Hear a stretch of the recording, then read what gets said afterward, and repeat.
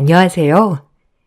참으로 많은 사연에 공감하고 울고 웃고 하는 평범한 50대 주부입니다. 저도 제 이야기를 한번 써보면 어떨까 해요. 남들이 손가락질 할 수도 있지만 18살 어린 나이에 첫사랑과 눈이 맞아 철없이 미래를 약속하였죠. 그때 당시 첫사랑의 약속이 얼마나 믿음직스럽던지 그렇게 저는 19살에 임신을 하게 되었죠. 임신을 하게 된 순간 하늘이 무너지는 것 같았습니다. 너무 어린 나이기도 했고 철없을적 불장난 한 번으로 임신이 된 것이죠. 하지만 차마 아이를 외면할 수는 없더군요. 모진 마음을 먹다가도 꿈에서 아이가 나오고 이 아이를 없애겠다고 생각하니 마음이 무거웠어요. 뱃속에 아기는 죄가 없었으니까요. 결국 전 부모님에게 저희 임신 사실을 밝힐 수밖에 없었어요. 아이를 낳고 싶었거든요. 부모님은 저의 임신 사실을 알자마자 길길이 날뛰셨습니다. 평화롭던 저희 집은 저 하나 때문에 집안이 풍비박산 났죠. 어려서부터 영특하고 부모님의 기대에 충족되게 공부를 곧잘 했었던 저는 부모님의 희망찬 가슴에 대못을 박았죠. 그래도 그때는 저의 첫사랑과 함께라면 행복한 나날들이 펼쳐질 거라고 생각하며 꿋꿋이 이겨냈어요. 아직까지 배가 나오진 않았기 때문에 학교에는 비밀로 하고 학교를 다녔죠. 내가 널 어떻게 키웠는데 네가 이렇게 나한테 뒤통수를 쳐? 말 좀 해봐 이거사. 네가 어떻게 이럴 수 있어? 엄마 어찌 살라고? 아니 참나. 기껏 학교 보내놨더니 딴짓이나 하고 돌아다니고 당장 나가. 너 같은 딸 필요 없으니 이 집에서 나가란 말이야. 아빠, 엄마 죄송해요. 하지만 아기 꼭 낳고 싶어요. 제발 한 번만 봐주세요. 이렇게 빌게요. 제발요, 네? 저 잘 키울 수 있어요. 너도 애인데 애가 어떻게 애를 키우겠다는 거야? 아빠 엄마는 네가 더 소중해. 그걸 못 본다. 철없을 때 실수할 수 있어. 없던 일로 하자. 앞길 창창한 애가 애 엄마가 돼서 사는 꼴을 보라는 거냐? 아빠 엄마는 그렇게는 못해. 더 이상 토달지 마라. 아빠 엄마한테도 소중하듯이 내 뱃속의 아이도 나한텐 소중해요. 죄송해요. 제발 이번에 제 뜻 들어주세요. 잘 키울게요. 네? 부모님은 대답이 없으셨어요. 앞날이 구말리같이 창창한 딸이 19살에 아이를 낳고 산다고 하니 기가 막힐 노릇이었죠. 지금 제가 아이를 낳아 키워보니 부모님 심정이 어떠셨을지 이제서야 헤아려집니다. 엄마는 저를 끌고 병원에 가서 아이를 당장 지우자며 재촉하셨고 그런 저는 도망을 칠 수밖에 없었어요. 그렇게 도망을 가서 남자친구에게 얘기를 했습니다. 그렇게 믿고 사랑했지만 남자친구는 저의 임신 사실을 알고 난 후 많이 당황했죠. 처음엔 놀랐을 거라 생각하고 합리화했어요. 하지만 그것은 저의 헛된 희망이었습니다. 그렇게 사랑한다고 말하던 남자친구는 언제 그랬냐는 듯이 태도가 돌변했으니까요. 뭐? 임신? 확실한 거야? 아니, 제대로 확인해 봤어? 갑자기, 진짜 어떡하지? 부모님한테도 말씀드렸어? 엄마 아빠는 알고 계셔. 당장 그놈 데려오라고 난리지. 너도 빨리 부모님한테 말씀드리는 게 나을 것 같은데, 안 그래? 뭐? 안 돼. 우리 엄마 아빠 알면 나 죽어 진짜. 우리 아빠가 얼마나 엄한데. 일단 좀 생각해보자. 어떻게 해야 하는지. 언제까지 숨길 거야? 난 이 애 낳을 거야. 그리고 마음먹었어. 너랑 나랑 힘을 합치면 누구보다 좋은 부모로 살 수 있어. 난 지금 아빠가 되고 싶지 않아. 그땐 내 실수였어. 그러니까 다시 생각해보자. 아니, 일단 생각할 시간을 좀 갖자. 아이가 무슨 죄야? 너랑 나랑 저질렀으면 책임을 져야지, 안 그래? 좋게 생각해. 우리 아이잖아, 어? 너만 믿고 있을게. 제 기대와는 달리 남자친구는 오히려 실은 내색이었어요. 그때 당시 너무나도 사랑했지만 저런 모습을 보는 게 마음이 아팠죠. 하지만 아이는 포기할 수 없었기에 저도 완강하게 밀어붙였어요. 꼭 양가 부모님들한테 말씀드리고 합법적으로 낳고 싶었거든요. 남자친구는 조금만 기다려달라고 했지만 돌아오는 대답은 미안하다였죠. 절망스러웠어요. 하루가 다르게 배는 불러오는데 대책이 없었으니까요. 저희 집에서는 절대 낳는 것은 안 된다고 길길이 날뛰시고 믿었던 남자친구마저 저에게 힘이 되어주지 않았어요. 저 혼자 아이를 지켜야 했습니다. 실수는 했지만 책임을 지고 싶었어요. 그리고 차마 이렇게 뱃속에 있는 아이를 지울 순 없었으니까요. 아무래도 안 될 것 같아. 말하려고 몇 번이나 용기 내봤는데 진짜 아닌 것 같아. 미안한데 우리 이 아이는 지우자. 뭐? 고작 할 말이 그거야? 아이가 무슨 죄야? 너랑 나랑 잘못한 일을 왜 아이가 책임져야 해? 너 정말 너무한다. 생각 좀 해봐. 너 대학 안 갈 거야? 나중에 대학 가서 졸업하고 그때 애 낳아도 되잖아. 지금은 아닌 것 같아. 우리 아빠 엄마 나에 대한 기대가 얼마나 크신데 이렇게 실망시켜드릴 수는 없어. 미안해. 더는 내가 어떻게든 마련해 볼게. 그러니 마음 돌려. 너 정말 책임감 없는 애구나. 난 절대 포기 못하니까 그런 줄 알아. 네가 말 못하면 내가 해. 두고 봐. 이 아이는 꼭 낳을 거야. 너무 실망스러운 그의 지우자는 말에 폭풍같이 눈물이 쏟아졌죠. 그리고 전 이대로 있다간 안 될 것 같은 생각에 남자친구의 집을 찾아갔어요. 네가 못하면 내가 말한다는 심정으로 말이죠. 그렇게 찾아간 남자친구의 집에선 청천벽력 같은 말을 들었습니다. 어머, 우리 규성이 친구라고? 그래, 네가 어쩐 일이니? 규성이 불려줄까? 여기 잠깐만 앉아 있으렴. 규성아, 친구 왔다. 나와 보렴. 야, 여기를 어디라고 와? 아, 나가. 나랑 얘기해. 엄마, 아무것도 아니에요. 빨리 나가. 제정신이야?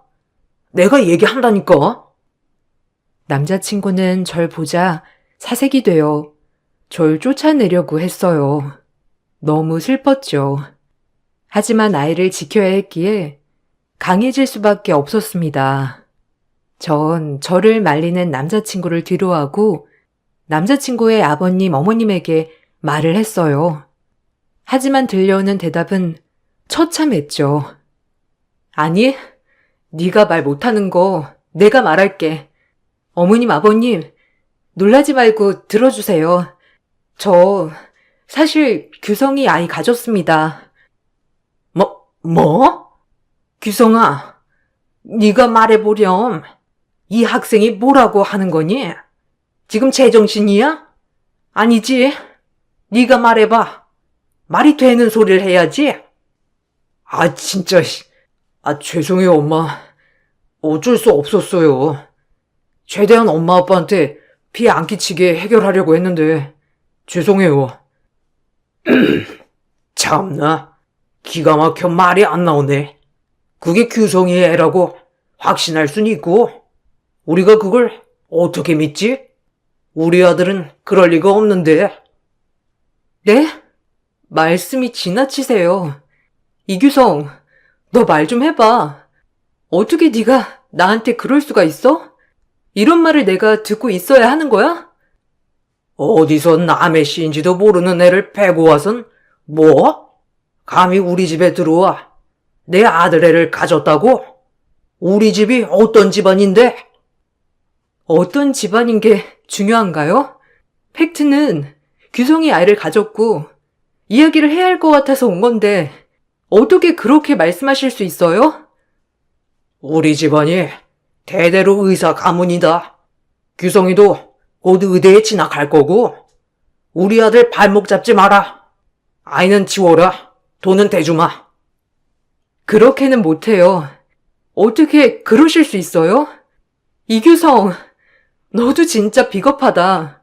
이 애가 네 애가 아니야? 네 입으로 말해봐. 남자친구의 아버님 말은 충격적이었죠. 자기 아들은 그럴 리가 없다며 어디서 남의 애를 베놓고 뻔뻔하게 따지는 거냐고 했어요. 아이를 지우라고 강요했습니다.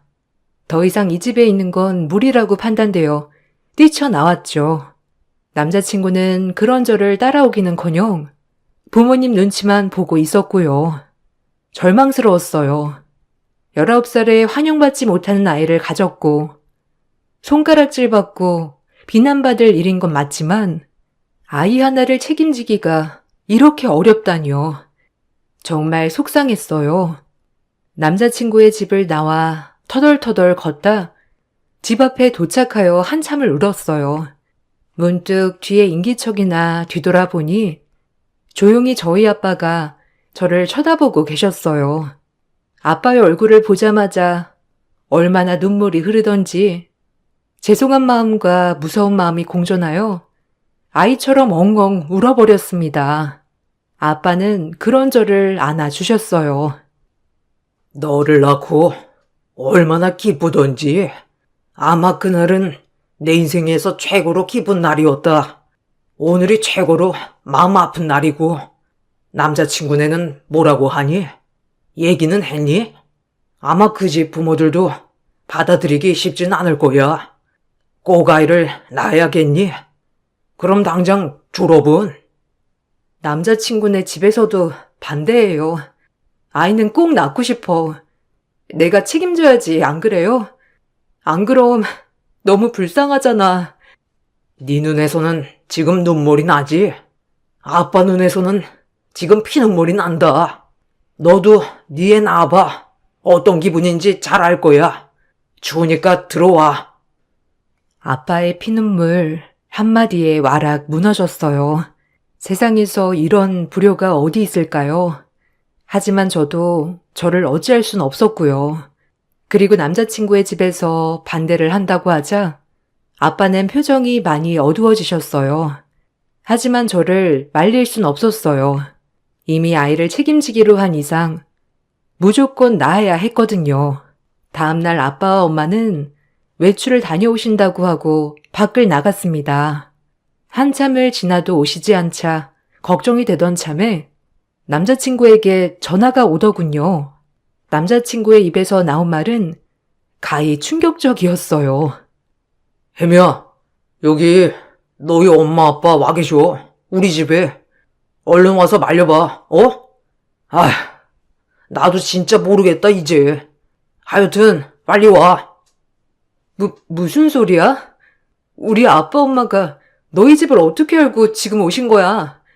금방 갈게. 우리 아빠 엄마 좀 상처 안 받게 도와줘. 남자친구의 말에 헐레벌떡 남자친구의 집에 찾아갔어요. 그곳엔 고개를 숙이며 부탁을 하고 계신 아빠 엄마가 계셨어요. 그 모습을 보자 눈물이 앞을 가렸습니다. 평생을 남한테 아쉬운 소리 없이 살아가는 우리 엄마 아빠가 남한테, 그것도 저 때문에 고개를 숙이다니요. 그 자리에서 철버덕 주저앉아 엉엉 울어버렸죠. 하지만 남자친구 부모님의 반응이 더 대박이었어요. 제가 면목이 없네요.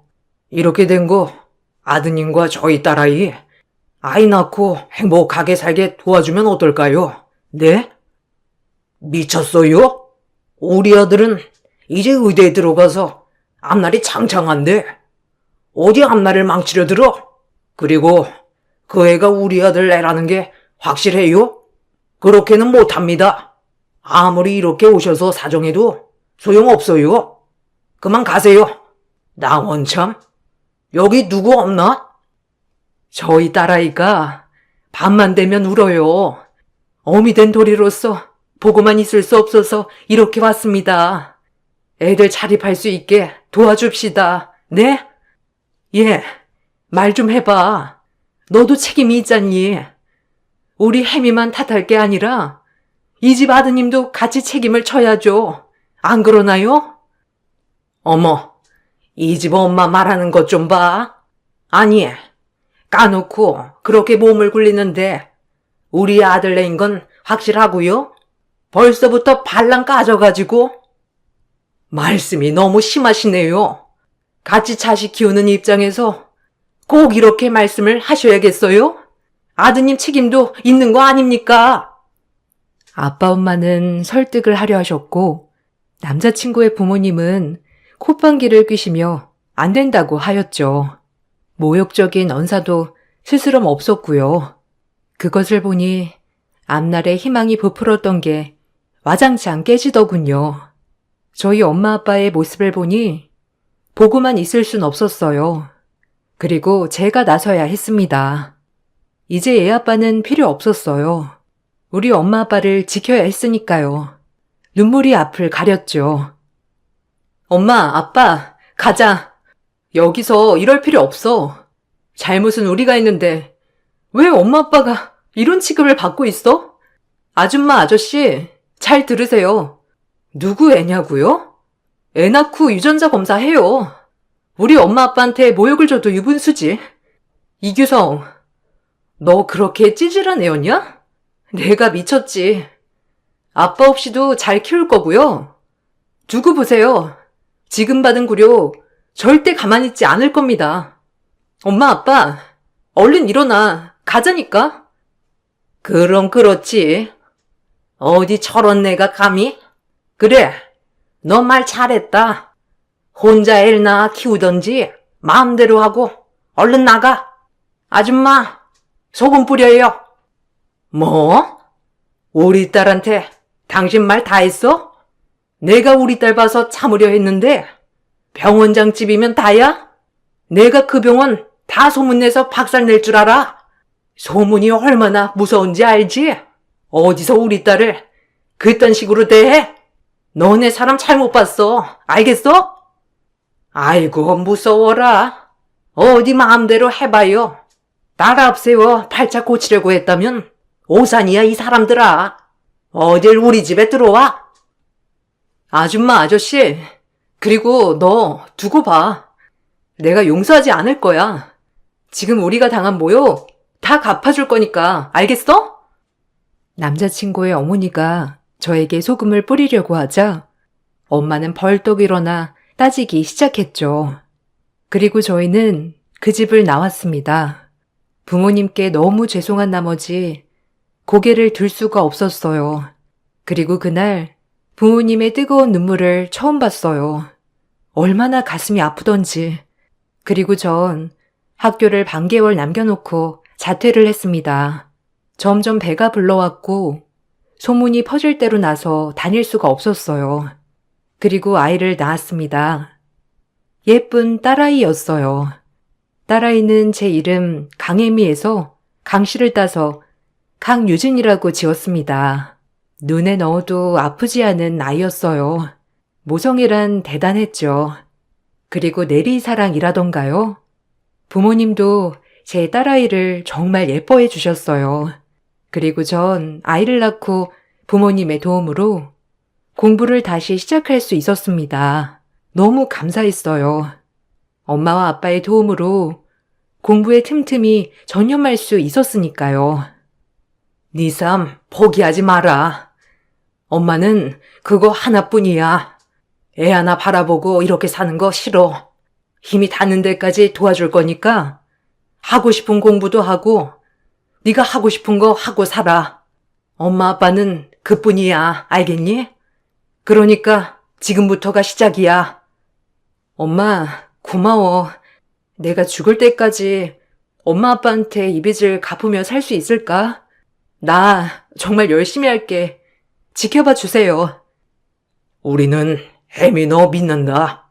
그러니까 열심히 해. 유진은 걱정 말고 우리가 다 돌봐줄 거야. 너도 너 인생 살렴. 엄마 아빠의 권유로 검정고시도 봐서 합격하고 대학에 입학했습니다. 학창시절 공부를 곧잘 했던 저는 법학과에 진학했어요. 낮에는 학생, 밤에는 육아로 눈코 뜰 새 없이 지냈죠. 생각보다 아이 키우는 일은 녹록지 않았습니다. 낮에는 엄마가 많이 도와주셨지만 밤에라도 저 혼자 애를 봐야 했죠. 시험 기간이라도 겹치려면 거의 밤을 새우다시피 살았어요. 그래도 덕분에 저는 늘 상위권 성적을 유지하였고 시험 3번 만에 40패스를 하였습니다. 검사가 되었죠. 제가 사실을 패스하던 날 아빠 엄마는 2번째로 뜨거운 눈물을 흘렸습니다. 그리고 제가 검사로 임용되던 날 우리 딸아이는 초등학교에 입학했죠. 행복했어요. 우리 혜미가 검사가 되다니 정말 수고 많았다, 혜미야. 엄마는 이제 여한이 없어. 유진아, 우리 엄마랑 같이 사진 찍을까? 우와, 엄마 축하해. 그럼 우리 엄마 이제 뒤입더 높은 사람 되는 거 맞지? 친구들한테 자랑할 거다. 우리 엄마 검사라고? 그럼 자랑해도 돼. 엄마 아빠 고마워요. 엄마 아빠 아니었으면 여기까지 오지 못했을 거야. 그리고 앞으로 더 효도할게요. 효도는 이걸로 충분해. 네가 행복하다면 엄마 아빠도 행복하니까. 아유, 기쁘다, 우리 딸. 검사가 되다니. 정말 대견해. 그렇게 제 인생 꽃길이 펼쳐졌습니다. 미혼모라고 손가락질하던 사람들도 검사가 되자 태도가 돌변했죠. 검사가 되니 제 딸아이도 미혼모의 딸이 아닌 엄마가 검사래라는 말을 듣고 있더군요. 이런 게 능력이구나라고 실감했습니다. 중간중간 아이 아빠에게 당했던 배신, 그 집의 분노가 치밀어 올랐지만 언젠간 꼭 대갚아주리라 생각하며 지냈어요. 그런 마음가짐 덕분에 이 자리까지 올 수 있었던 거죠. 전 그렇게 살아갔습니다. 아이는 아빠가 없었지만 할아버지 할머니의 사랑을 받고 제가 아낌없이 사랑을 준 덕분에 한부모 가정에 태어난 것이 믿기지 않을 만큼 밝게 자라주었어요. 그리고 저는 검사로 10년 재직을 하고 변호사의 길을 걷게 되었죠. 과거가 어둡다고는 상상도 못할 만큼 성공하였어요. 누구나 아는 대형 로펌의 변호사, 그리고 착하고 예쁘고 똑똑하게 자라주는 딸, 남부러울 거 없었죠. 열심히 일만 했습니다. 딸아이에게는 믿음직스러운 엄마가 되고 싶었고 부모님에게는 자랑스러운 딸이 되고 싶었어요. 그렇게 또 10년이 지나 딸아이는 대학도 가고 졸업도 하여 저를 쏙 빼닮아 로스쿨에 진학했죠. 너무 기뻤습니다. 그리고 무엇보다 저희 아빠 엄마도 기뻐하셨어요. 아유, 검사가 한 명도 나오기 힘든데 우리 소녀딸까지 로스쿨에 가다니.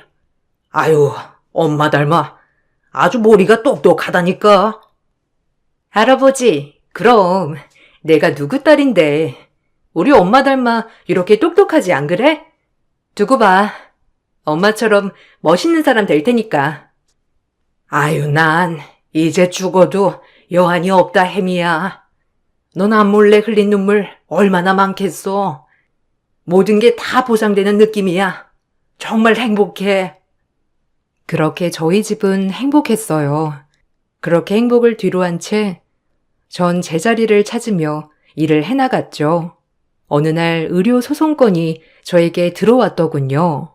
소장을 보니 피의자가 이규성으로 되어 있더라고요. 갑자기 심장이 부들부들 떨렸습니다. 내가 아는 의사 이규성이 맞는다면 바로 유진이 아빠였던 것이죠. 피해자를 만나 자초지정 설명을 들어보니 의료 가실로 인한 척추 손상이었죠. 하지만 사실 의료 소송을 피해자가 이기긴 쉽지 않았지만 전 흥미가 생겼어요. 28년 만에 복수할 기회였으니까요. 소송 준비를 해보니 아주 엉망이었습니다. 병원 자금 세탁에 비리에 대리 수술에 이건 뭐 불법 천지였죠. 일단 저는 의료가실에 초점을 두고 파내기 시작했어요. 그리고 코피 터지도록 열심히 준비했습니다. 워낙 허점에 명백한 의료가실이었기에 소송이 수월했어요. 그쪽에서도 만만치 않은 상대 변호사를 선임했지만 법조계 28년 된 베테랑인 절 이기긴 쉽지 않았으니까요. 그렇게 피의자를 마주하는 순간 절 보고 많이 놀란 눈치였습니다. 그 남자는 한눈에 봐도 욕심이 많이 찬 모습. 하지만 19살 이목구비는 그대로 가지고 있었죠. 한눈에 봐도 알아볼 수 있더군요. 그 역시도 절 한눈에 알아봤고요. 전 통쾌했어요. 아니, 어떻게 네가 여기를? 아니, 피해자 변호사가 너야? 네가 변호사가 된 거야? 말도 안 돼. 기막혀. 뭐가 말이 안 돼? 왜? 어디서 거지같이 살고 있을 줄 알았니? 거지 같은 건 너야. 지금 너 이게 뭐니? 형편없네 아주. 일부러 이 사건 맡은 거야? 혹시 날 계속 염탐하고 있었어? 유감이다 정말. 어디 가서 얘기 좀 하자. 묻고 싶은 말이 많아. 너랑 나랑 할 얘기가 남았나? 무슨 얘기? 넌 그냥 여기서 이제 면허 정지가 된다는 거야. 아님 취소려나? 두고 봐. 너 꼴랑 의사로 해먹는 지금 그 짓 못하게 해줄게. 그리고 착각하지 마. 내가 널 왜 염탐하겠니? 뭐가 아쉬워서? 착각도 자유라더니. 나이가 먹더니 머리가 어떻게 된 거 아니야? 기대해. 내가 어떻게 싸우는지. 이번에 피해가기 어려울 거야. 그동안은 돈만 주면 다 해결됐겠지? 이번엔 어림없어. 너희 집 3대째 의사 가문이라고 너네 엄마가 그렇게 복놓아 노래노래 부르더니 별거 아니다 정말. 뭐? 네가 나를 따라다니지 않고서야 어떻게 변호사가 돼? 너 그때 애 낳고 그냥 자칫 감춘 거 아니었어? 근데 여길... 저의 말에 그는 말이 없었죠. 생각이 많아진 듯 보였습니다. 얼마나 통쾌하던지 아주 고소했어요. 그리고 변호사를 하기 잘했다고 생각했죠. 그리고 계속 소송을 이어가던 중 알면 알수록 웃기더군요. 척추 손상 사례가 너무 많더라고요. 병원을 파내기 시작했습니다. 아이의 친아빠는 수술을 의료인이 아닌 자에게도 시킨 대리수술 사례도 있었고요. 정말 악질이었죠. 본인은 편하게 있겠지만 그 수술을 받은 환자는 무슨 죄겠어요? 전 부들부들 떨렸습니다. 마음속엔 정의감이 불타올랐죠. 너희 집 싹 다 엮어 다신 수술실 못 들어가게 해주마라는 생각으로 제 영혼을 갈아 넣었어요. 그리고 소송을 계속 준비해 나갔습니다. 결론은 대리수술 의료가실이 인정돼 아이 아빠는 면허가 취소되었죠. 통쾌했네요. 피해자에게 연신 감사하다는 인사를 받고 퇴장하려는데 아이 아빠가 절 붙잡더군요. 무슨 얘기를 하나 들어나 보자 해서 따라갔습니다. 역시는 역시였지만요. 너 일부러 그런 거지? 꼭 대리수술권도 엮어야 했어? 이건 의료과실의 문제지. 대리수술 문제가 아니었다고. 너같이 양심 없는 게 의사를 하면 되겠니? 돈에 눈이 멀어 똥인지 된장인지 구분도 못하는 게 반성 좀 해. 기껏 잘 살 거라고 다 버리고 떠났으면서 고작 한다는 게 의사면허 취소? 참나 창피하다 진짜. 너랑 말 섞는 것도 불쾌해 알아? 그때의 안갚음을 지금 하려고 나한테 이러는 거야? 내가 낳지 말자고 했잖아. 자기가 고생 자초해서 낳았으면서 날 왜 원망해? 넌 생명이 우스워? 어디서 그때 얘기를 꺼내? 네가 감히? 할 땐 좋았으면서 책임은 못 지겠다. 너 지금 의료과실도 그때랑 다를 게 뭐니? 너가 저지른 짓 똑똑히 그 책임 묻겠다는 뜻이야. 넌 콩밥 안 처먹인 것만으로도 감사하게 생각해. 너네 집 가진 거 돈밖에 없잖아. 지금부터라도 너 때문에 척추 손상된 사람들한테 회개하며 살아. 알겠어? 다신 수술한다 뭐한다 깝죽대지 말고. 이 양심 없는 놈아. 내가 그때 미쳤었지. 너란 놈을.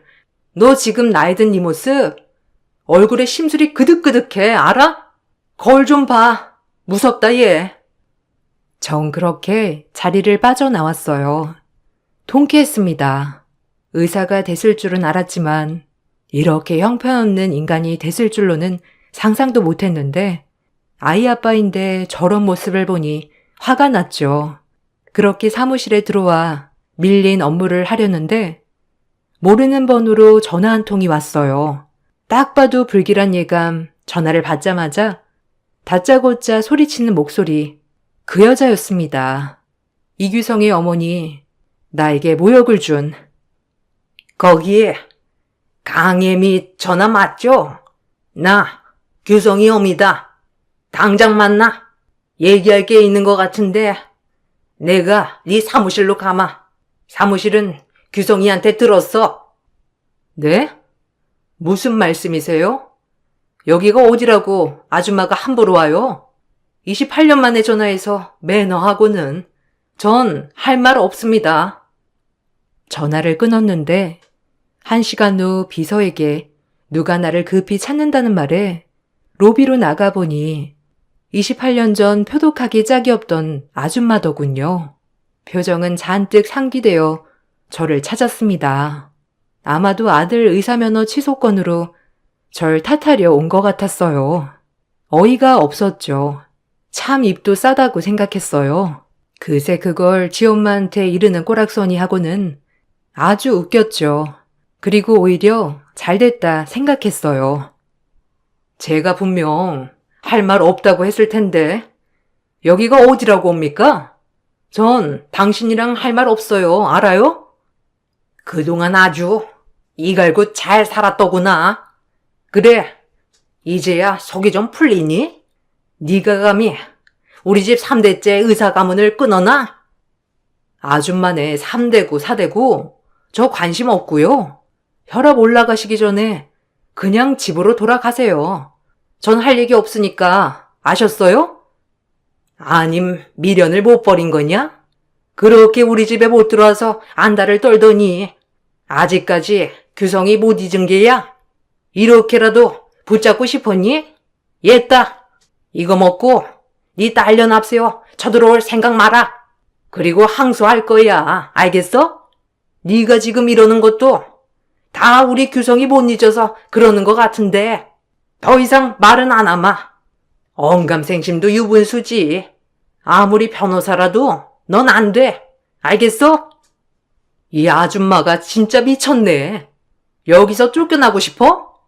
어디다 대고 와서 행패야. 배운 것도 없이 무식하게 말이야. 남자 쪽 어머니가 허공에 던진 건 100만 원이었죠. 기가 막혀 웃음이 나오더군요. 돈을 다시 던지려고 하는데 뒤에서 누군가가 달려오더니 남자 쪽 어머니를 밀쳤습니다. 놀라서 보니 저의 딸이었네요.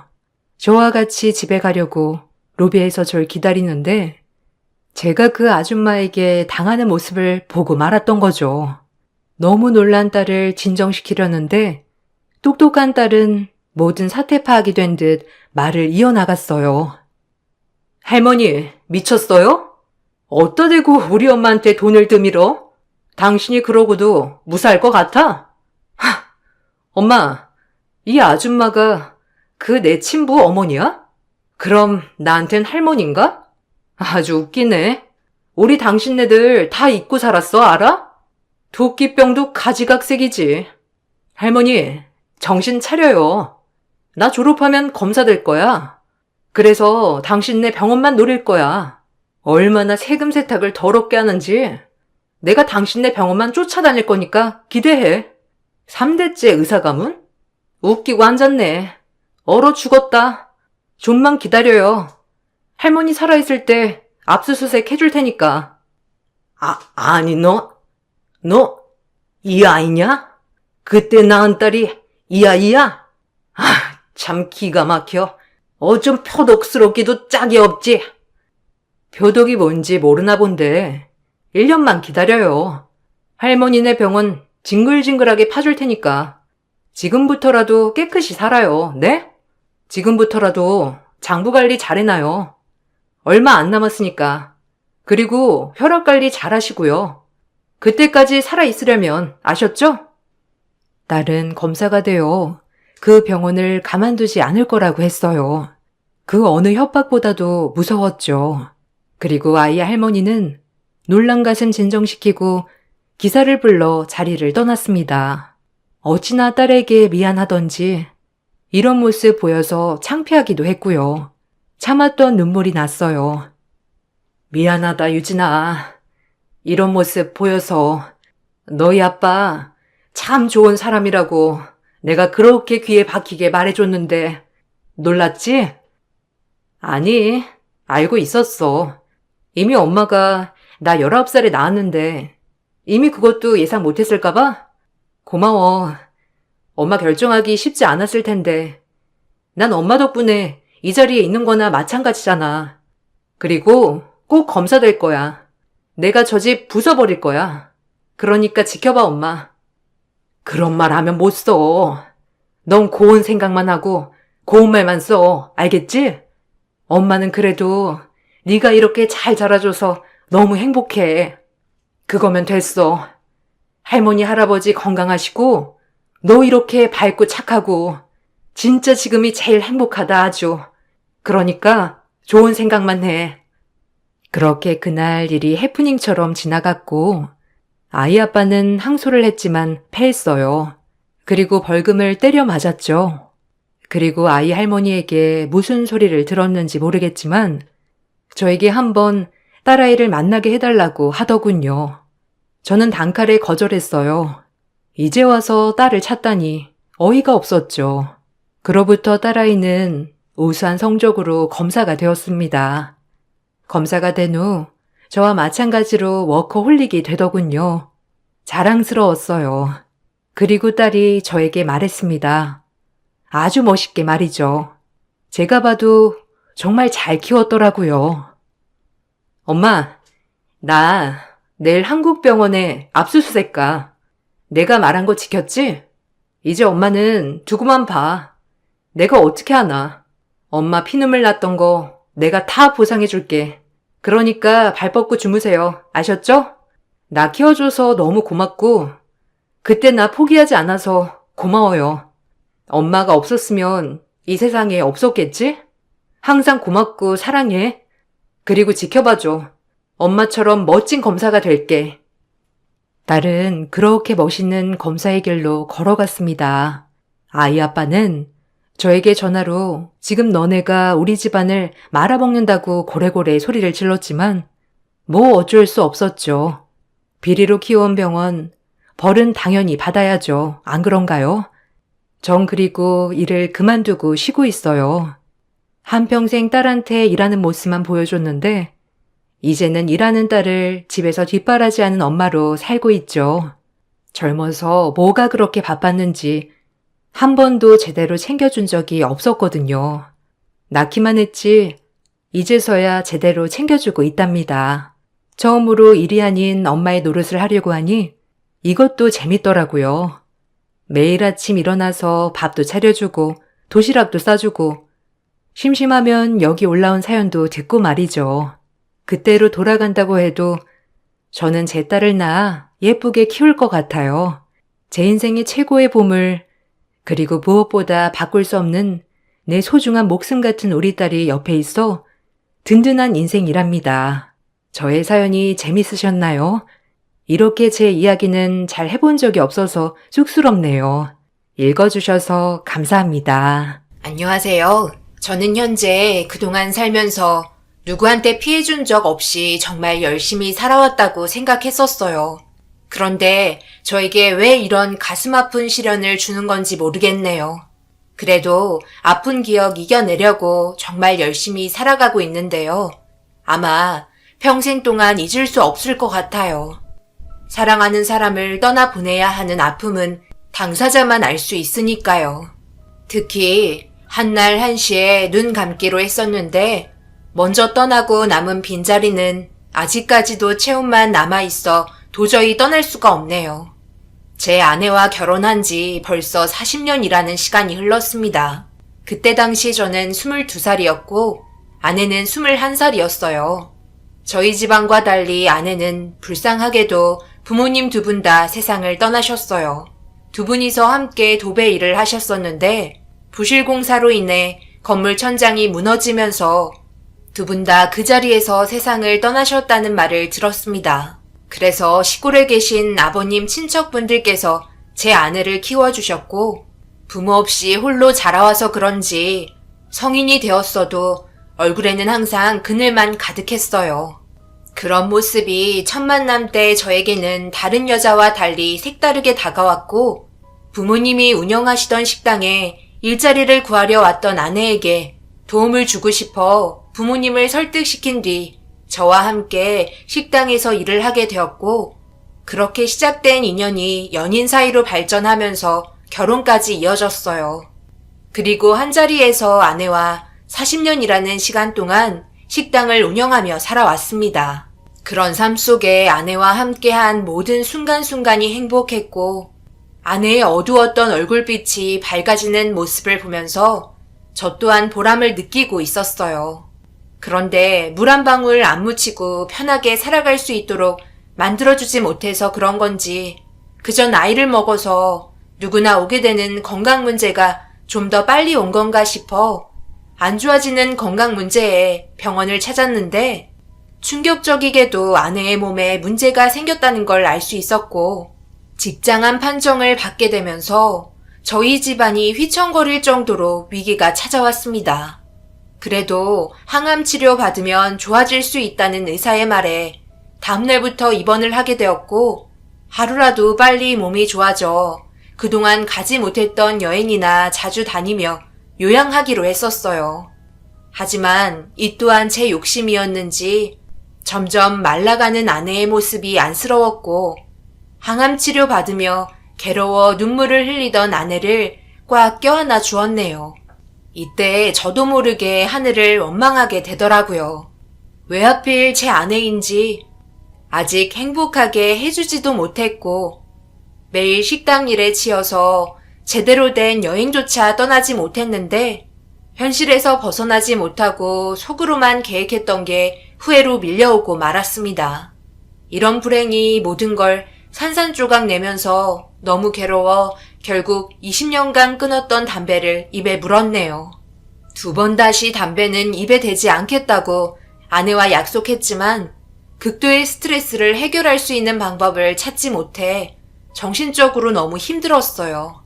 이런 모습을 지켜보고 있었던 막내딸에게도 미안한 마음만 들었습니다. 저는 괜찮아요. 지금 결혼이 문제가 아니잖아요. 엄마 건강이 당연히 우선이죠. 하루라도 빨리 좋아져야 할 텐데. 시부모님께서도 결혼식을 미루는 게 좋을 것 같다고 하셨어요.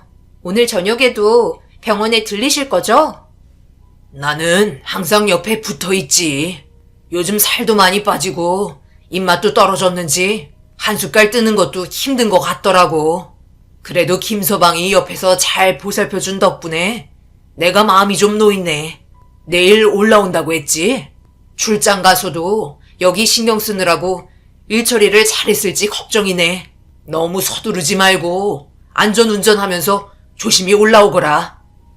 막내딸은 영업 쪽 일을 하기 때문에 지방 출장도 잦은 편이었어요. 그리고 김서방은 암센터에서 의사로 근무하고 있어요. 덕분에 많은 도움을 받고 있었고 김서방이 옆에 있어 그래도 어느 정도 불안한 마음은 떨쳐버릴 수 있었습니다. 식당 일을 평소보다 일찍 마감을 한 뒤에 병원으로 가면 항상 아내 옆에는 김서방이 있었고 저 대신 아내를 열심히 보살펴주고 있었어요. 정말 고마웠죠. 아직 결혼식을 올린 것도 아니고 정식 사이가 아닌데 자기 가족인 것 마냥 지극정성으로 돌봐줬으니까요. 항암 치료의 강도가 너무 높아져 걱정이 많았어요. 신체적으로 버틸 수 없을 정도로 고통이 뒤따랐으니까요. 그래도 꼭 좋아질 거라 믿으며 아내가 희망을 잃지 않게 손을 꽉 잡아주었고 희미해져가는 눈빛을 바라보며 힘들어하는 아내의 모습에 결국 또다시 눈물을 흘렸습니다. 하루에도 몇 차례나 눈물을 쏟아내야 정신을 차릴 수 있었어요. 저 또한 그만큼 버티기가 힘들었고 거친 숨을 내쉬며 겨우 한마디 건넨 말은 결국 마지막이란 걸 느낌으로 알 수 있었고 제발 떠나지 말아달라고 애원했어요. 먼저 떠나면 혼자 남겨진 저는 살아가지 못할 거라고 곁에 있어달라며 오열을 했지만 아내는 옆에 있어주지 못해 미안하다며 사랑한다는 말을 끝으로 결국 이 세상과 작별을 하고 말았습니다. 출장 갔다가 올라오던 도중 소식을 듣게 된 막내딸 또한 전화통화 도중 오열을 하였고 장례식장에서 큰딸과 막내딸은 자기 엄마와 함께했던 그동안의 추억들 때문인지 떠나보낼 수 없다며 놓아주려 하지 않았어요. 사랑하는 사람을 떠나보내야 한다는 건 견디기 힘들 정도로 괴로웠고 그 시간에서 벗어나고 싶은 마음뿐이었어요. 얼마나 힘드시겠어요. 어떤 위로의 말도 도움이 안 되시겠지만 힘내시길 바랄게요. 아마 좋은 곳으로 떠났을 겁니다. 감사합니다. 그래도 이렇게 찾아와 주시니 많은 힘이 되네요. 제 아내가 지금까지 버틸 수 있었던 건 김서방이 옆에서 보살펴 줬으니 가능했던 것 같아요. 모두가 노력했던 거에 비해 결과가 좋지 않으니 안타깝기는 하지만 어쩌겠어요. 최선을 다했잖아요. 이걸로도 충분합니다. 더 이상 후회 없고 앞으로 저희 딸들과 좋은 날만 다가올 수 있게 만들어 나가야죠. 장인어른 죄송합니다. 최선을 다했지만 결과가 좋지 않아 제가 장인어른 볼 면목이 없습니다. 괜찮네. 자네는 최선을 다하지 않았나? 그거면 충분하네. 다른 병원 갔으면 내 아내는 더 빨리 세상을 떠났을걸. 여기까지 끌고 온 것도 대단한 거니 더 이상 마음 아파하지 말게. 그동안 정말 고마웠네. 모두의 위로를 받으며 장례식장은 아무런 문제 없이 무사히 끝마칠 수 있었고 몸과 마음은 힘들지만 그래도 현실에 놓인 일들을 처리해야 하기 때문에 정신줄 놓지 않고 막내딸의 결혼식을 서둘러 추진하기로 했어요. 그렇게 막내딸과 김서방은 예정됐던 결혼식을 진행하기 위해 다시 날짜를 잡았고 이것저것 많은 걸 준비하고 있었는데 아무래도 의견 충돌이 있어서 그런 건지 잠시 식당에 들러 일손을 도와줄 때 서로 통화하는 걸 듣게 되었는데 사소한 걸로도 다투는 것 같아 걱정스러운 마음에 전화를 끊자마자 무엇 때문에 그런 건지 이유를 물어봤네요. 그런데 다툴 일이 아닌 거 가지고 의견 충돌이 생기니 참 난감하더라고요. 신혼집에 들어갈 가구 문제였고 처음 결정한 걸로 주문을 했었는데 김서방이 갑자기 말을 바꿔서 난감하다는 말을 늘어놓기 시작하면서 이해되지 않는 듯 고개를 저었습니다. 요즘 사소한 걸로도 많이 다투게 되는데 별 문제 아닌 것도 꼬투리 잡으니까 짜증이 올라오더라고요. 엄마 돌아가시기 전에 벌써 주문 결제까지 다 해놓은 상태인데 갑자기 취소하겠다고 하니 얼마나 난감하겠어요. 맞춤 제작이라 업체에서는 환불도 안 된다고 하는데 무조건 막무가내로 들이닥치니 저도 모르게 화가 올라오면서 짜증을 내게 되었네요. 그냥 딴 사람 같다는 느낌이 들어요. 이 결혼 해야 하는 게 맞는 거겠죠? 아빠 생각은 어때요? 당연히 김서방이 아무 이유 없이 바꾼다는 건 잘못된 행동인 건 맞다만 그렇다고 자기가 원하지 않는 가구를 돈을 주고 사기에는 아까우니 더욱더 그런 것 같은데 일단 업체와 대화를 해보는 게 가장 좋은 방법일 것 같구나. 그리고 김서방이 우리 얼마나 많이 도와줬니? 밤잠 안 자며 옆에 있어주기도 했었잖아. 보통 사위가 대접받으려 하지 도움을 주려 하진 않잖아. 아버지 주위에도 비슷한 사례가 있었는데 장모가 몸이 안 좋아도 안부 전화도 하지 않더라고. 그만큼 요즘 시대에는 서로 어려운 건 맞는 것 같다. 그런데 김서방은 어떻게 했어? 옆에서 자기가 할 수 있는 범위 내에서 최선을 다했잖니? 저는 딸에게 단순히 말다툼하며 상황을 점점 안 좋게 몰아가는 것보다 그동안 저희 집안에 어떻게 했는지 기억했으면 좋겠다고 얘기했어요. 곰곰이 생각하던 딸은 좋은 게 좋은 거라고 자기가 한 발 물러나겠다면서 풀어나가려 했고, 그런 딸에게 처음부터 모든 게 맞을 수 없다며 많은 격려를 해주었습니다. 저도 아내와 40년이라는 시간을 살았었지만 항상 의견 충돌이 생겼었는데 고작 몇 년 알게 된 걸로 그 사람의 성향을 파악하는 건 어려운 부분이잖아요.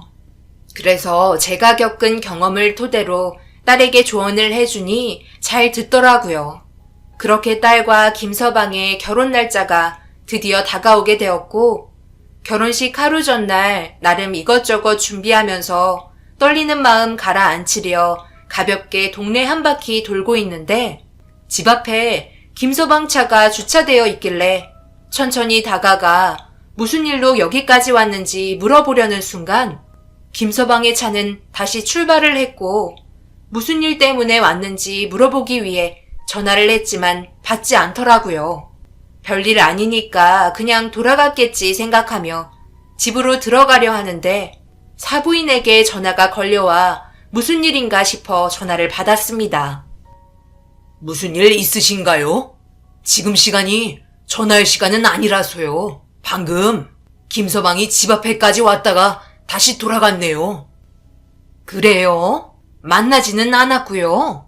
하루 종일 무슨 할 말이 있는지 불안해하길래 왜 그런 건지 물어보니 사돈어른 만난다길래 무슨 일인가 싶어 전화해봤네요. 아무 일 없는 거예요? 제 아들이 계획에 없는 일정은 웬만해서 만들지 않거든요. 사부인의 말에 무언가 있는 듯해 통화를 끝내고 김서방에게 전화를 걸었어요. 하지만 받지 않았고 의문의 행동들만 남긴 채 그렇게 다음날 결혼식을 진행하게 되었네요. 김서방의 얼굴을 보자마자 전날에 찾아왔었냐고 물어보니 그냥 잠시 들리려다가 불이 꺼져 있어 주무시는 것 같아 돌아갔다며 별일 아니라고 말을 흘리면서 다른 분과 인사를 나누고 있었어요. 그런데 사부인의 표정이 계속해서 좋지 않더라고요. 얼굴빛이 창백하고 체한 것 같은 표정이라 사돈어른에게 상황을 물어보니 아침부터 그랬다며 결혼식 진행을 걱정하고 있었습니다. 그렇게 애지중지 키운 막내딸과 사진도 찍고 축하해주러 찾아오신 분들에게 밝게 인사를 하고 있는데 딸에게 전화가 왔어요. 파우더룸에서 간단하게 화장할 수 있는 파우치를 놓고 왔다며 갖다 달라고 부탁하길래 결혼식 진행 시간도 얼마 남지 않아 급하게 파우더룸으로 향했어요. 그렇게 파우치를 챙겨 나가려고 하는데 문고리에 누군가 복주머니를 걸어놨더라고요. 두툼하게 무언가 들어가 있었고 저희 가족 외에는 사용하시는 분들이 없어서 복주머니를 자세히 보니 사부인 옆구리에 있던 복주머니였고 흘리고 간 걸 청소하는 직원이 걸어놨을 거라 생각해 복주머니를 들었는데 그 안에 무언가 들어있었고 안을 살펴보니 몇 번을 접어든 종이와 녹음기가 함께 들어있었습니다. 그래서 이게 뭔가 싶어 안의 내용을 펼쳐본 순간 들고 있던 종이의 내용에 손이 떨리기 시작했고 함께 들어있던 녹음기를 켜자마자 들려오는 김서방의 목소리는 상당히 좋지 않았어요. 그리고 그 내용을 듣고 있던 저는 정신줄을 놓게 되었고 넋이 나간 표정을 하곤 문을 열어 김서방에게 걸어갔습니다. 녹음기에서 흘러나오는 대화 내용에 식장에 있던 사람들이 저를 바라보며 술렁이기 시작했고 김서방 앞에 다가선 순간 주먹을 움켜쥔 채 얼굴을 향해 날리고 말았습니다.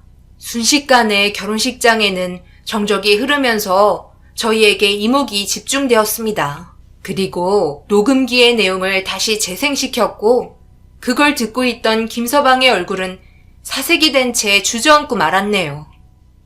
너는 지금 이대로 결혼식을 진행하자는 거야? 제정신이니? 평생 동안 숨기며 살 수 있을 것 같아? 왜 그냥 왔어? 무릎 꿇고 빌어도 네가 한 행동은 용서받을 수 없는 일이라는 걸 알고 있잖아.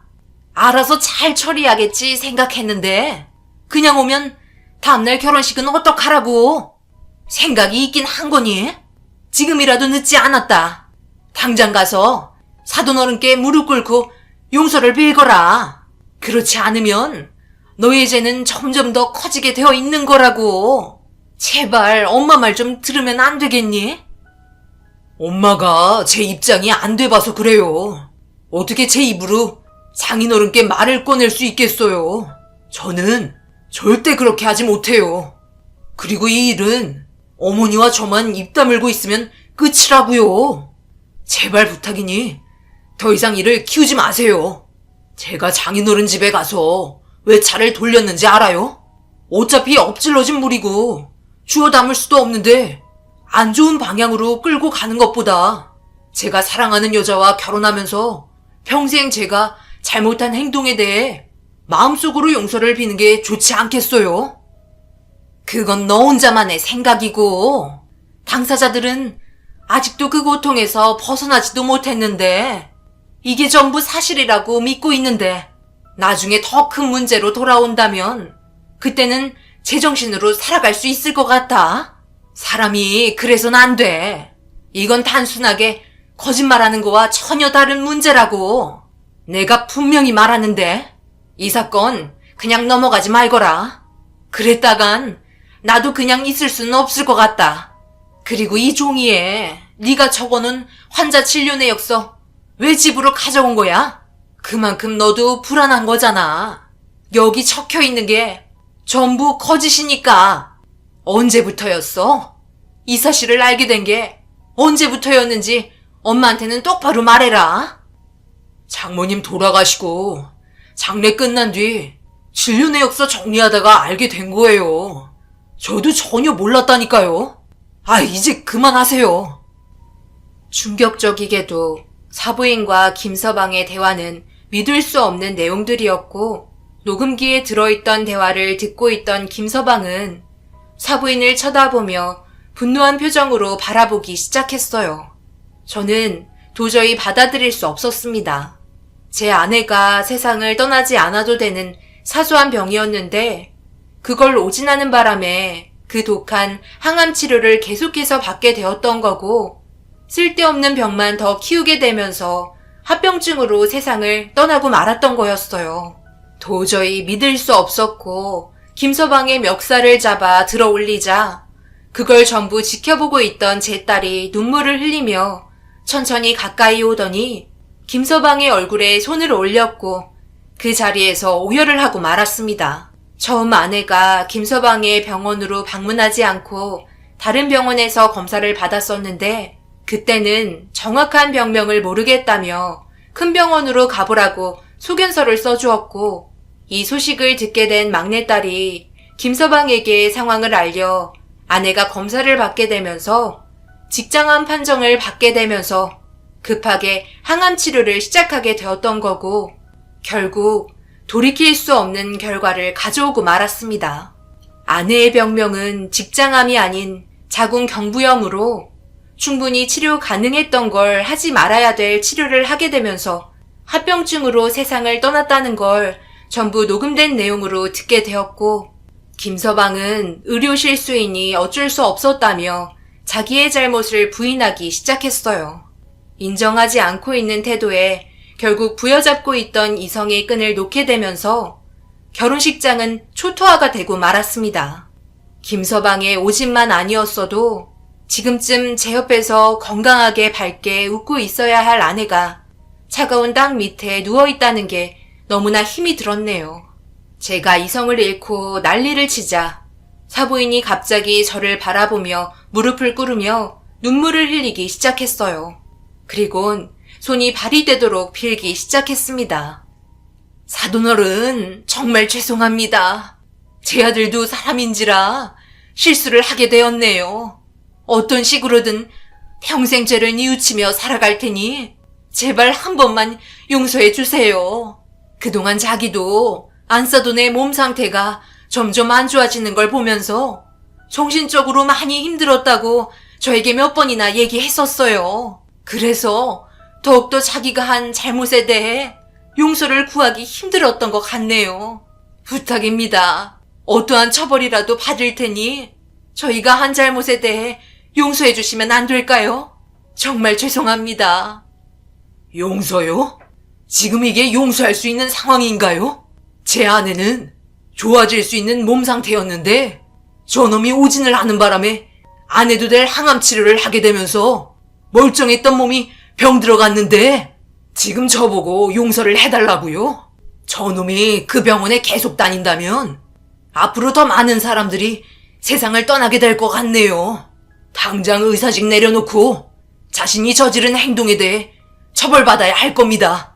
그리고 저는 이 문제에 있어 절대 용서해 줄 수 없습니다.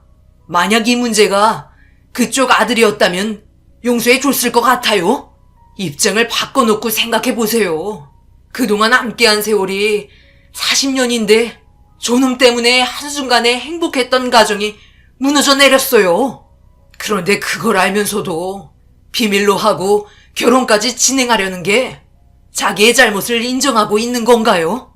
그리고 왜 너희 어미가 무릎을 꿇고 손이 발이 되도록 빌어야 하는 겐가? 당사자인 자네가 빌어야 하는 거 아닌가? 이놈 표정 보게. 잘못을 인정하지 않는다는 거야. 너희들은 항상 그렇지. 의사로서 최선을 다했다는 말만 할 뿐 자기의 잘못은 받아들이지 않잖아. 나는 이 문제를 그냥 넘어갈 수 없을 것 같네. 무슨 수를 써서라도 자네의 의사 자격을 박탈시키고 이 사회에 발도 못 붙이게 만들 거니까 그런 줄 알게. 자기가 저지른 잘못을 알면서도 감히 내 딸과 결혼을 하려 들어? 나쁜 놈. 의사는 어떠한 상황에서도 면허는 그대로 유지된다는 걸 잘 모르시네. 법적인 처벌을 받아도 저는 계속해서 의사활동을 할 수 있다고요. 어떤 방법을 동원하셔도 결국 이기는 건 접니다. 그러니 힘 빼지 마시고 이제 그만하시죠. 자기 잘못을 인정하는 게 아닌 되려 큰 소리를 치면서 의사 면허를 즉각 박탈할 수 없다며 오랜 기간 소송을 해도 소용없을 거라고 저보다 더 난리를 치기 시작했고, 오지는 했지만 자기 또한 최선을 다해서 노력했기 때문에 후회 없다고 제 앞에서 고개를 치켜들고 달려들었어요. 사부인은 정신 나갔냐고 난리를 치며 말리기 시작했지만 결국 결혼식장은 물거품이 된 상태로 몸싸움까지 벌어지면서 전부 다 경찰서로 향하게 되었습니다.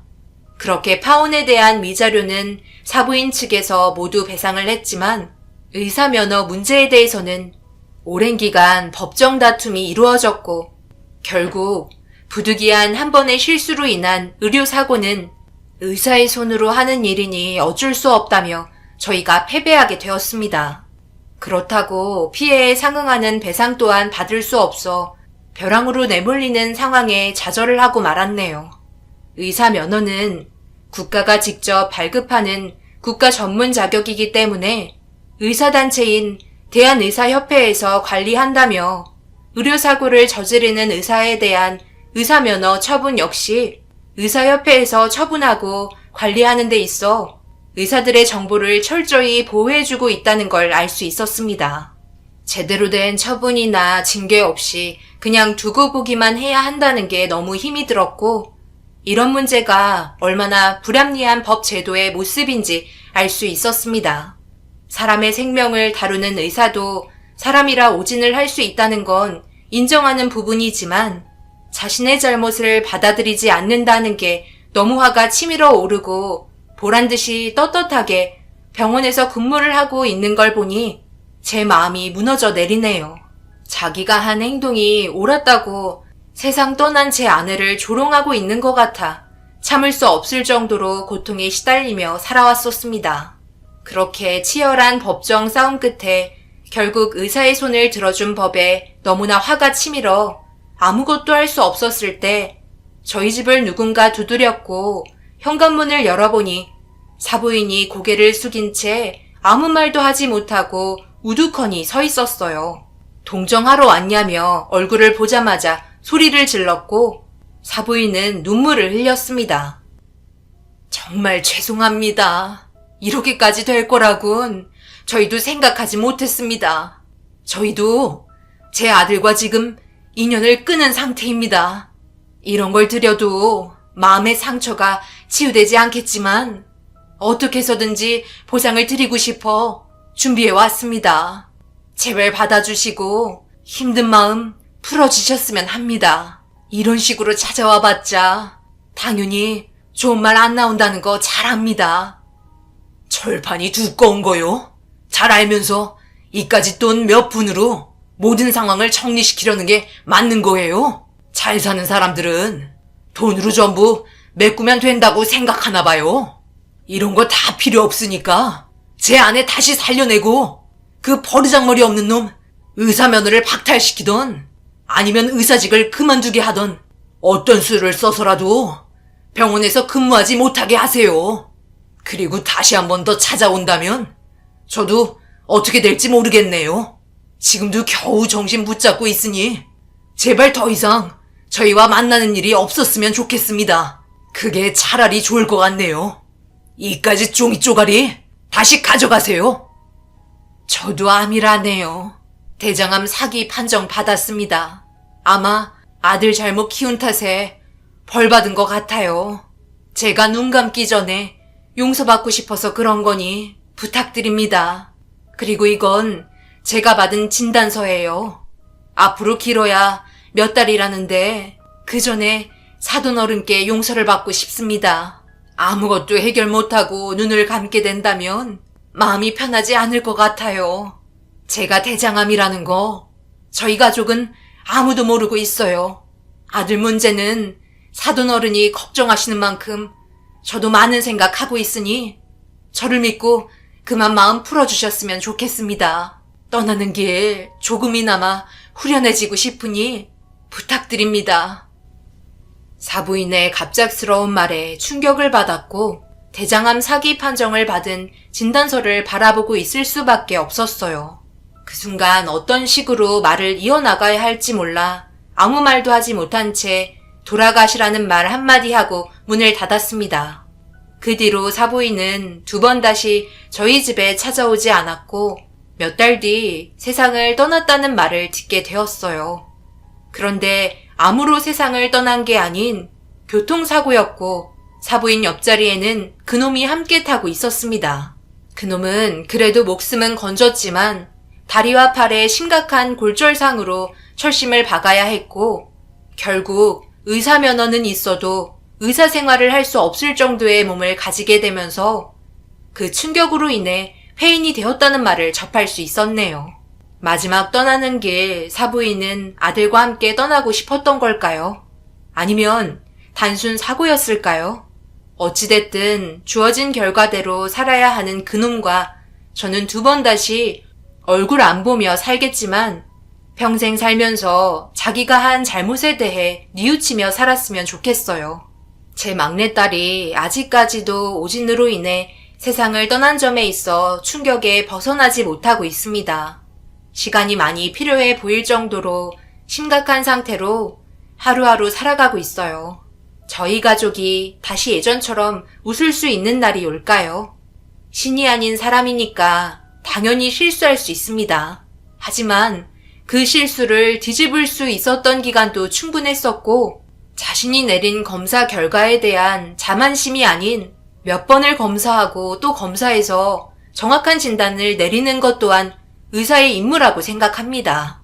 그런데 그냥 한 번 보고 무조건 자기 말이 맞으니 밀고 나가는 건 문제가 있다고 생각되네요. 분명 저 말고도 엄청나게 많은 분들이 오진으로 인해 겪게 되는 어려움들이 있을 거라 생각합니다. 그런 상황에 있어 아무것도 하지 못하는 건 힘없는 저희들이네요. 하루빨리 법이 바로 잡혔으면 하는 바람입니다. 제 사연 들어주신 분들 정말 죄송합니다. 제 아내가 너무 억울하게 세상을 떠나게 돼서 마음이 아파 여러분들께 하소연을 했네요. 좋은 날만 가득하셔야 하는데 무거운 마음 안겨드려 죄송할 뿐입니다. 오늘 하루 마무리 잘 하시고 하시는 일 모두 잘 되셨으면 좋겠습니다. 저 또한 저희 딸들과 열심히 살아보겠습니다. 감사합니다. 안녕하세요. 저는 순창에 살고 있는 40대 후반 여자입니다. 올해도 어느덧 1월이 지나고 2월이 시작되었네요. 새해에도 정신없이 살다 보니 시간이 정말 빠르게 흘러가는 것 같습니다. 결혼한 지도 벌써 10년이나 흘렀고 지금은 저희 부부도 안정적으로 자리를 잡아 큰 걱정 없이 살아갈 수 있을 정도까지는 만든 것 같습니다. 지금의 행복이 앞으로 계속해서 지속이 되면 좋겠지만 사람 인생 워낙 우여곡절이 많다 보니 언제 또 무슨 일이 일어날지는 아무도 모르겠죠. 그래서 항상 뭐든지 신중하게 결정하고 조심하려는 습관을 가지려고 합니다. 그런데 이번 명절에 새 동서가 갑자기 저희 집을 찾아와 무릎을 꿇고 오열을 했습니다. 저에게 무언가를 원하고 있다는 걸 알고 있었지만 그에 따른 답변을 해줄 수가 없었습니다. 처음부터 새 동서들과 저는 사이가 별로 좋지 않았는데요. 그 이유가 10년 전에 남편과 결혼을 하기 위해 시댁에 인사를 왔을 때 이미 새 동서들은 먼저 시집을 온 상태였죠. 새 동서들이 워낙 마음이 잘 맞았는지 서로 주고받는 대화에 벽이 느껴지는 것 같지도 않았어요. 그런데 제가 인사를 오게 되면서 동서들이 보내는 경계의 눈빛을 볼 수 있었고 결혼을 반대하기까지 했었습니다. 아무래도 제가 맏며느리 역할을 하는 게 먼저 시집을 온 새 동서들은 그런 점에 대해서 마음에 들어하지 않는 것 같아 보였어요. 하지만 시부모님께서는 저와 남편과의 결혼을 허락해 주셨고 시댁 집안의 맏며느리 역할을 하게 되었던 거죠. 그래도 제가 먼저 새 동서들에게 마음을 열고 다가가면 좋은 관계를 형성하게 될 줄 알았지만 그건 제 생각이었을 뿐 새 동서들은 저를 따돌리며 서로만 뭉치는 모습을 보여주고 있었습니다. 그럴 때마다 기분이 좋은 건 아니었지만 그래도 손이 사람으로서 언제나 침착하게 행동했어요. 급할 필요 없다 생각했고 모든 건 시간이 해결해 줄 수 있을 거라는 확신을 가지고 있었습니다. 그렇게 시댁 식구가 된 이후부터 열심히 살아왔었는데 동서들의 잘못된 행동들을 쭉 지켜보셨던 시모는 결국 한마디 하셨고 그로 인해 새 동서들과의 관계는 더욱더 안 좋아지고 말았습니다. 그때부터 더 큰 벽이 생기고 말았지만 시모는 걱정하지 말라면서 오히려 저보고 잘하고 있다며 기운 잃지 않게 좋은 말씀을 많이 해 주셨어요.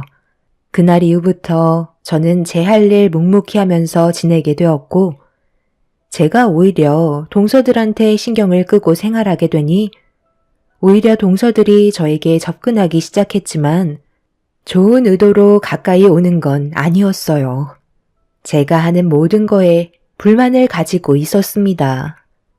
각자 사는 게 많이 바빴지만 새 동서들은 항상 자주 모임을 가지는 듯 보였고 시댁에 올 때면 제가 알 수 없는 무언가에 투자를 하고 있는지 쉬지 않고 대화를 주고받고 있었어요. 주방에서 일을 하면서 묵묵히 동서들의 말을 듣고 있었는데 넷째 동서가 자기들이 하는 대화를 제가 엿듣고 있는 게 상당히 불편했는지 불만을 털어놓기 시작했고 둘째 동서는 제가 무식해서 크게 상관없다고 옆에서 말해도 모른다며 아예 투명인간 취급을 하고 있었네요. 아무리 제가 가만히 있는다 해도 둘째 동서가 했던 발언은 그냥 넘어갈 수가 없었어요. 저를 따돌리고 자기들끼리 뭉치는 것까지는 좋은데 가만히 있는 저를 직접적으로 건드리는 건 참기 힘들었습니다. 저도 쌓였던 감정들이 있다 보니 좋은 말은 나가지 못했고 동서들은 그런 저를 잡아먹으려 달려들면서 결국 집안 싸움이 시작되었고 시동생들 또한 남편에게 막말을 퍼붓고 말았네요. 그날 이후 한동안 얼굴을 안 보고 지내고 있었어요. 그런 모습을 지켜보고 계시던 시부모님께서 더 이상 안 되겠던지 모두를 한자리에 모으셨네요. 그리고 각자 속으로 가지고 있는 불만들을 전부 다 털어놓길 원하셨고 막내 동서가 먼저 입을 열었습니다. 저희가 왜 이렇게까지 하겠어요? 큰 아주버님이 아무리 나이가 있다 해도 무작정 결혼을 서두르시는 건 문제가 있었다고요. 어머님, 벌써 잊으신 건 아니시죠? 저 결혼할 때 어떻게 하셨어요? 모든 걸 다 따지셨잖아요. 저뿐만 그런 것도 아니고 둘째 형님, 셋째 형님도 마찬가지 아니었나요? 그런데 왜 첫째 형님은 며느리로 받아들이실 때 아무런 조건도 없이 그냥 받아주신 거죠? 솔직히 이 부분에 대해서 정말 많이 서운했고 어머님의 그런 행동들이 저를 더욱더 화나게 만들었다고요. 그래서 큰형님과 좋은 관계를 유지하고 싶지 않았어요. 이 점에 대해 어떻게 생각하세요? 넷째 너는 지금 그게 문제가 된다고 생각하니? 너는 지금까지 부족함 없이 잘 살아왔잖아. 그래서 당연한 절차를 거친 것뿐이고 둘째, 셋째 며느리 또한 빠지는 것 없이 정상적인 삶을 살아왔으니 남들 다 하는 거 한 것뿐인데 그게 뭐가 잘못됐다는 거야? 그와 반대로 첫째 며느리가 살아온 환경은 어떠니?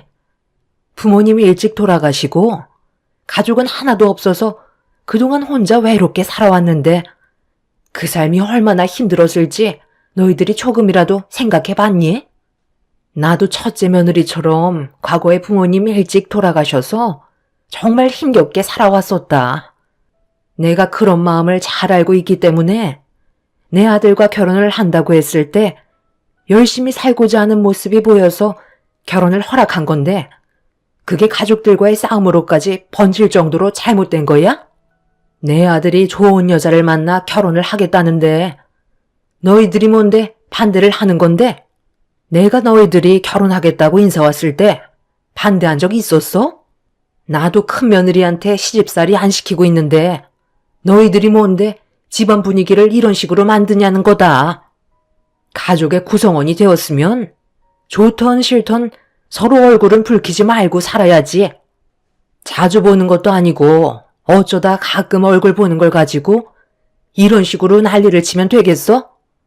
나이들 먹을 만큼 먹었으면 어른답게 행동을 해야지. 유치하게 뭐 하는 짓들이야? 또 불만 있으면 얘기해봐라. 오늘 아주 너희들 길을 확 눌러 버려야겠다. 이미 분위기는 시모에게 넘어갔고 새 동서들은 아무 말도 하지 못하고 있었습니다. 시모는 모임이 있을 때마다 얼굴 붉히면서 지낼 거면 새 동서들은 시댁에 오지 말라며 시동생들만 따로 부르겠다는 말을 꺼내셨네요. 그렇게 시모가 모든 상황을 정리한 뒤 그날 이후부터 동서들과는 좋은 관계는 아니더라도 서로 약간의 거리를 유지하면서 지내고 있었는데 어느 날 둘째 동서가 주방 일을 하고 있던 저에게 가까이 다가오더니 알 수 없는 말을 늘어놓기 시작했어요. 형님, 요즘에 제가 괜찮은 거 하나 보고 있는데 같이 투자하실래요? 어머님이 하신 말씀이 계속해서 귀에 맴돌다 보니 이번에 도움을 좀 드리고 싶거든요.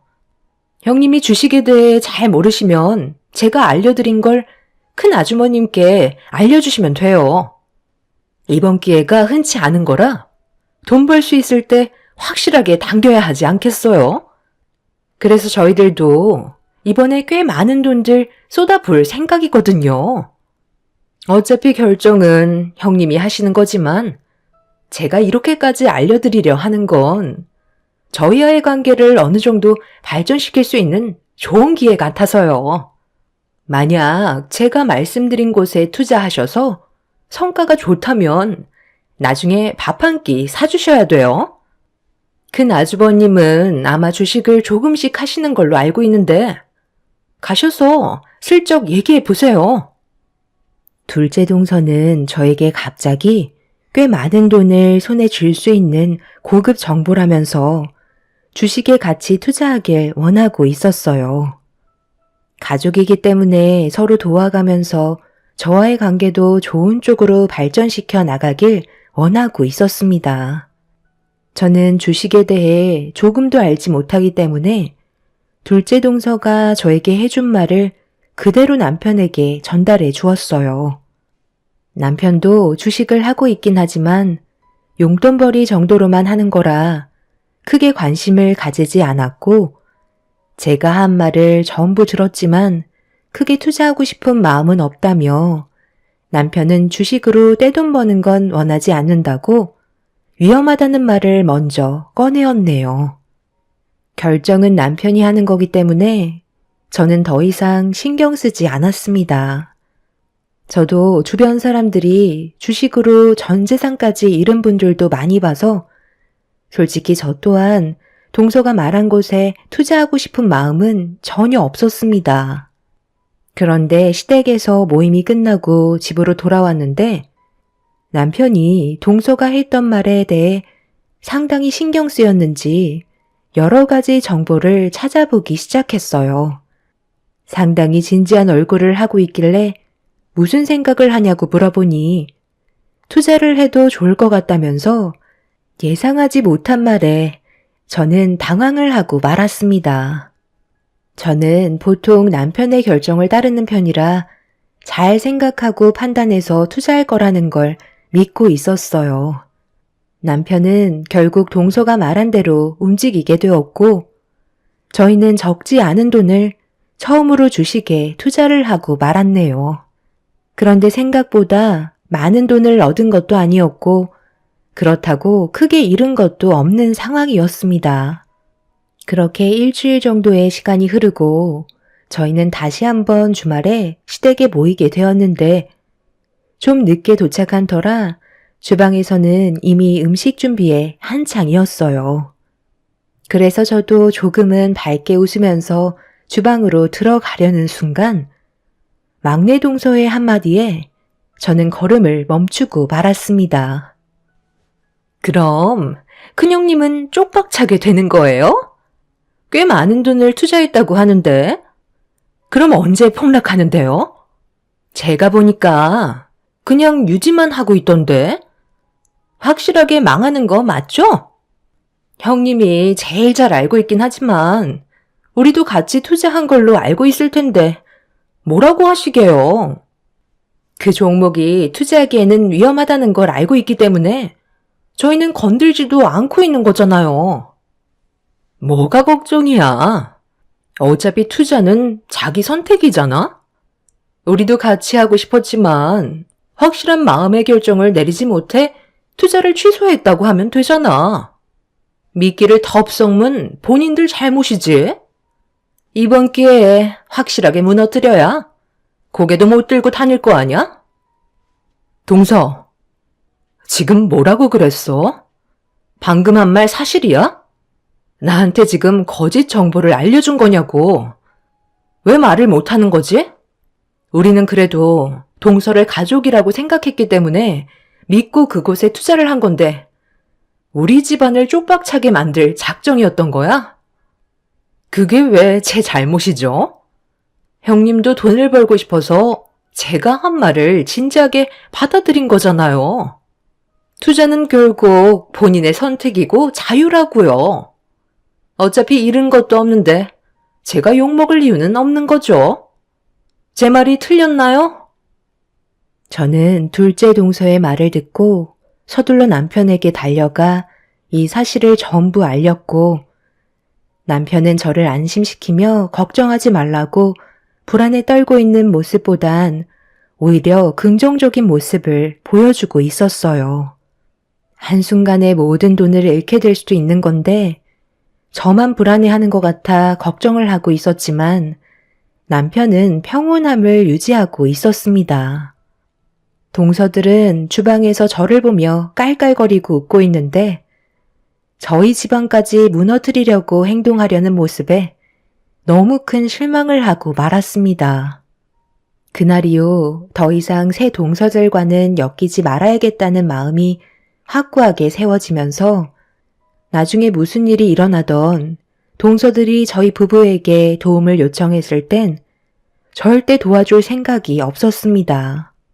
그렇게 동서들의 속셈을 알게 된 이후부터 더 이상 가까이 다가갈 노력도 하지 않았고 월요일이 되자마자 남편에게 서둘러 정리하는 게 좋을 것 같다고 얘기했어요.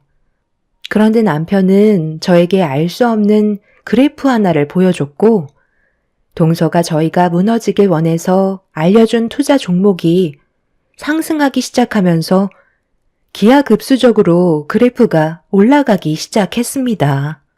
그렇게 저희는 투자한 금액에서 2배를 벌어들일 수 있었고 그걸 알게 된 동서는 상당히 충격을 받았는지 다음번에 얼굴을 보게 됐을 때 전과 다른 모습으로 접근하기 시작했어요.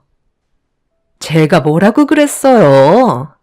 분명 꽤 많은 돈을 벌어들일 수 있을 거라 얘기했죠? 좋은 정보 알려드려서 얻게 된 수익이니 저한테도 어느 정도 떨어지는 게 있어야 하는 거 아니에요? 저번에 제가 그랬잖아요. 돈 좀 벌게 되면 그에 따른 보상금 주신다면서요? 갑자기 큰 돈이 들어오니까 주기 싫으신가 봐요. 이래서 사람은 돈 맛을 보면 편한다니까요. 재수 씨, 말이 좀 심한 것 같은데? 원래 우리한테 의도적으로 접근한 목적이 뭐였어요? 우리 집안이 무너지는 걸 보고 싶어서 그렇게 말한 거 아닌가? 자신의 잘못은 조금도 생각하지 않고 어떻게 얼굴색 하나 안 변하고 돈을 달라는 거야? 처음부터 진심으로 우리가 잘 되길 바라는 마음에서 접근했다면 재수 씨가 말하지 않아도 고마운 마음에 알아서 챙겨주지 않았을까요? 그래서 지금 냉전 한 푼 주지 않겠다는 거예요? 결과만 좋으면 되는 거지. 괜히 주기 싫으니까 이유 붙이는 거 아니에요? 만약 반대로 생각해봐. 동서가 투자하라는 곳에 많은 돈을 넣었는데 잃게 됐으면 그땐 뭐라고 했을 것 같은데? 투자는 자기 선택이니 어쩔 수 없는 결과였다면서 금전적으로 손해본 우리를 도와줬을 것 같아? 처음부터 나한테 접근한 의도가 잘못됐잖아. 새 동서들은 의도했던 거와 다르게 저희가 잘 되자 상당히 배아파하고 있었어요. 사람은 악의적인 마음을 품게 되면 잘 되던 일도 안 된다는 걸 동서들을 통해서 확실하게 알 수 있었죠. 새 동서들과 저는 시모 앞에서는 표현을 하지 않지만 서로 안 좋은 감정의 골은 점점 깊어져만 갔고 시댁에서 모이는 횟수도 줄어들기 시작했습니다. 차라리 얼굴 안 보고 지내는 게 좋을 것 같다고 각자가 판단하게 된 거였죠. 그래서 자연스럽게 시댁에 찾아뵙는 건 따로 가게 되었고 웬만해선 최대한 마주치지 않게 서로가 등을 돌렸습니다.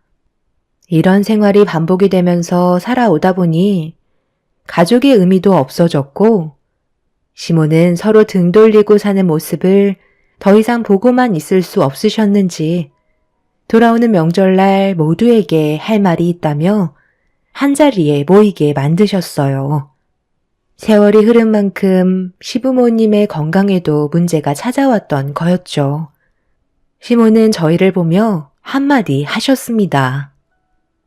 내가 앞으로 너희들과 얼굴 보면서 살아갈 날이 얼마나 되겠니?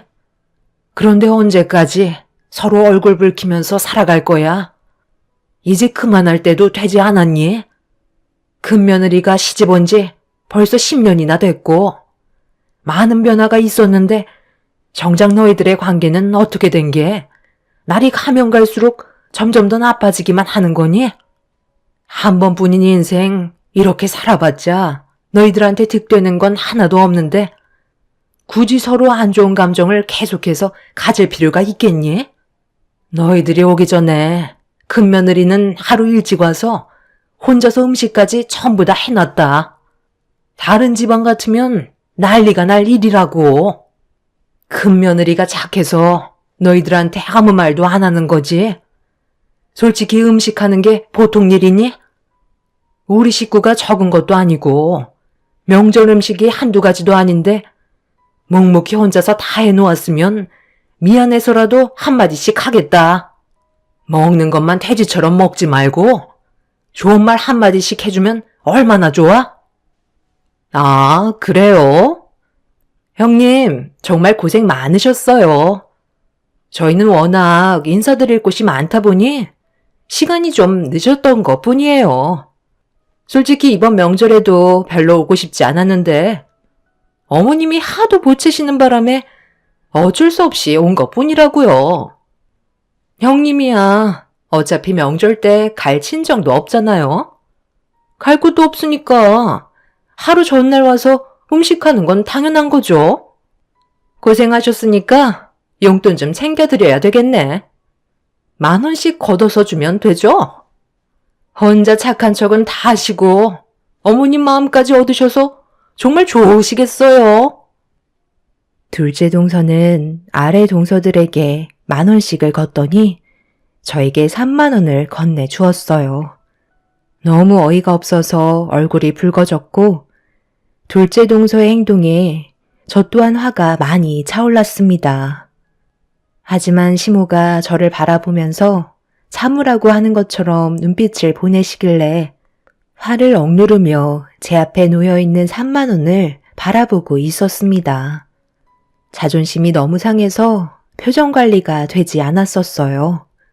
이런 모습을 지켜보고 있던 남편이 한마디 하려는 순간 제가 남편의 손을 잡았습니다. 시모가 참으라고 했으니까 참는 게 좋을 것 같아 보였죠. 시모는 더 이상 아무 말 하지 않으시고 새 동서들을 묵묵히 바라보고 계셨습니다. 막내 동서는 시모의 감정 상태가 어떤지 전혀 파악하지 못한 채 화를 더 돋구기 시작했어요.